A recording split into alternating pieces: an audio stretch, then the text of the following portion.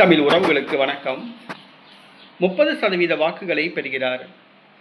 கருத்து கணிப்பு என்ற தலைப்பில் இந்த காணொளியை காண்கிறோம். 30% வாக்குகளை பெறுகிறார். கருத்து கணிப்பு என்ற தலைப்பில் இந்த காணொளியை நாம் காண்கிறோம்.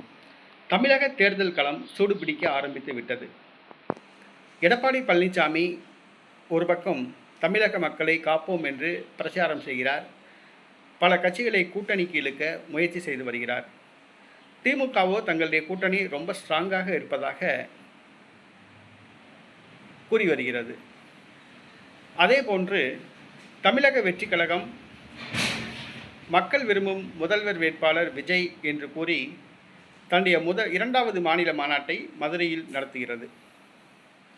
செந்தமிழன் சீமான் அவர்களோ தண்ணீர் மாநாடு, மீனவர் மாநாடு, மரங்கள் மாநாடு, ஆடு மாடுகள் மாநாடு என்று உயிரினங்கள் மேல் அக்கறையாக தமிழகத்தின் இயற்கையின் மேல் அக்கறை கொண்டு பல மாநாடுகளை நடத்தி வருகிறார்.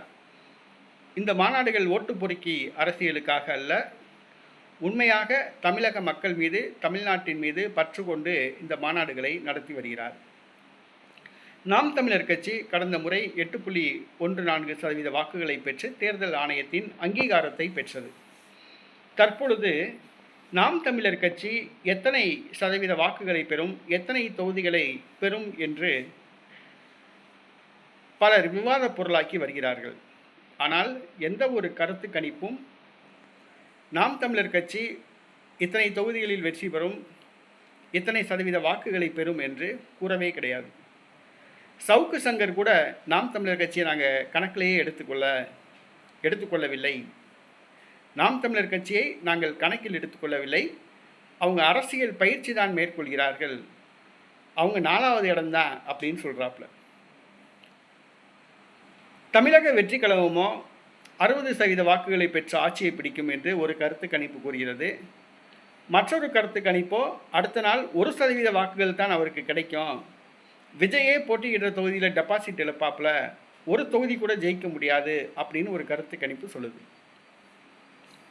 இங்கிட்டு 200 தொகுதியில் நாங்கள் வெற்றி பெறுவோம் திமுக சொல்லுது. ஆனால் 210 தொகுதியில் நாங்கள் வெற்றி பெறுவோம் சொல்லி அதிமுக சொல்லுது. எல்லாரும் மண்டையை போட்டு பிச்சுக்கிறாங்க. ஆனால் இந்த அரசியல் தேர்தல் பந்தய ஓட்டத்தில் ரொம்ப சைலண்டாக, ரொம்ப அமைதியாக, மெதுவாக காய் நகர்த்தி வெற்றி பயணத்தை மேற்கொண்டு வருகிறார் ஒரு பிரபல தலைவர். அவர் செந்தமிழன் சீமான். செந்தமிழன் சீமான் வருகிற சட்டசபை தேர்தலில் 30% வாக்குகளை பெறுவார் என்று ஒரு கருத்து கணிப்பு கூறுகிறது. அந்த கருத்து கணிப்பு ஏறத்தாழ உண்மை என்று தான் சொல்ல வேண்டும். ஏனென்று சொன்னால் இன்றைக்கு தமிழக மக்கள் திமுக அதிமுகவுக்கு மாற்றி மாற்றி ஓட்டு போட்டு வெறுத்து போயிட்டாங்க.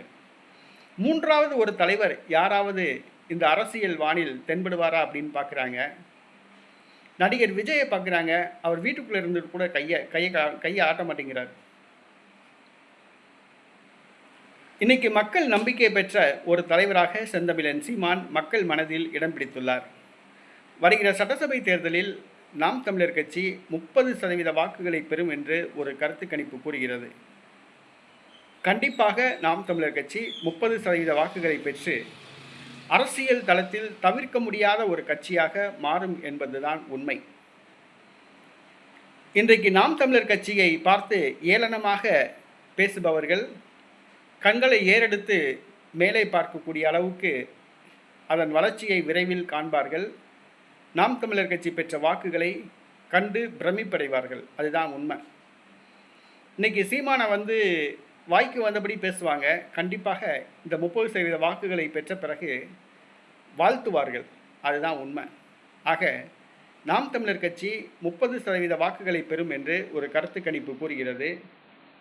அந்த கருத்து கணிப்பு உண்மையாகட்டும். இன்னும் காலம் 10 மாதம் இருக்கிறது. செந்தமிழன் சீமான் ஒரு அரசியல் ஆசான், ஒரு அரசியல் பல்கலைக்கழகம், அரசியல் சாணக்கியன். கண்டிப்பாக அவரை நம்பி பல லட்சக்கணக்கான இளைஞர்கள் இருக்காங்க. கண்டிப்பாக சீமான் நாம் தமிழர் கட்சியை வெற்றி பாதையில் நடத்தி செல்வார். 30% வாக்குகளை நாம் தமிழர் கட்சி பெறுவோம் என நம்புவோம்.